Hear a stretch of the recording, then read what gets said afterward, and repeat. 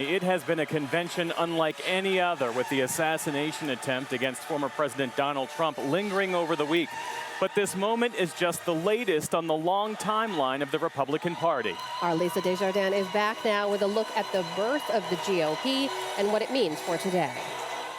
Did you hear about the birthplace of the Republican Party yet? Just outside the Republican National Convention in Milwaukee, Mandy Kimes is giving history lessons to anyone who'll listen.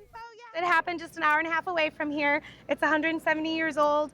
She's traveled almost 100 miles from the small town of Ripon, Wisconsin, bringing a replica of the original little white schoolhouse where the Republican Party was born 170 years ago.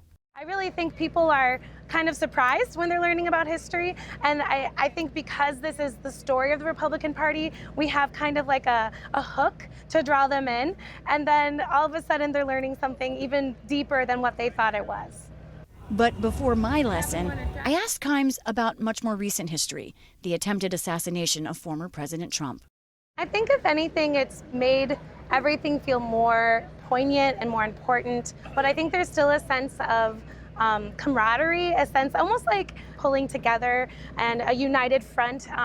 There's definitely a thing of like, we are all one family here. So this was obviously a schoolhouse, and this was also a gathering place for the community. So we first met Kimes before the convention at the real little white schoolhouse in Ripon, where her enthusiasm is infectious. The fact that these ordinary people in this ordinary place actually got together and stood up against what they believed in and then changed the world is like cool, you know, like it's extraordinary. She's the head of the local Chamber of Commerce and leads tours at the schoolhouse. The threat of the expansion of slavery was an issue for many. It was here in 1854 that a new political party took shape around opposition to slavery. And so if slavery were allowed to move in, it would be an economic threat. The original building, which has moved multiple times, now sits in what could be an easy-to-miss spot on one of the town's main roads. Once inside, visitors can find a host of artifacts, the words of party founders, and a space for conversations about political divides of today. Let's get back to what's best for our country instead of what's best for the party. Keith Helwig and Rory Tompkins lived near the schoolhouse, but they'd never stopped to see it. When they did, they found the history of 1854 still relevant today. I do feel the country's very divided. Both sides. They're playing the people. And I feel that if they keep us divided, it keeps our focus off of what they're doing. The two eras that come to mind of the danger of political violence being at the level it is right now would be the 1850s, the kind of run-up to the Civil War, and the 1960s. Sam Rosenfeld is a political scientist at Colgate University who has studied polarization throughout U.S. history. He says this moment has the nation on edge.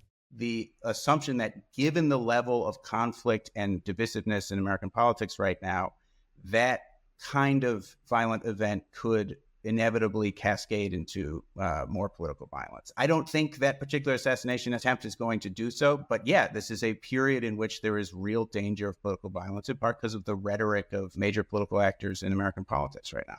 We really feel strongly that this is Ripon's history, and it's part of our heritage as a city. Back outside the convention, Kimes keeps sharing this story.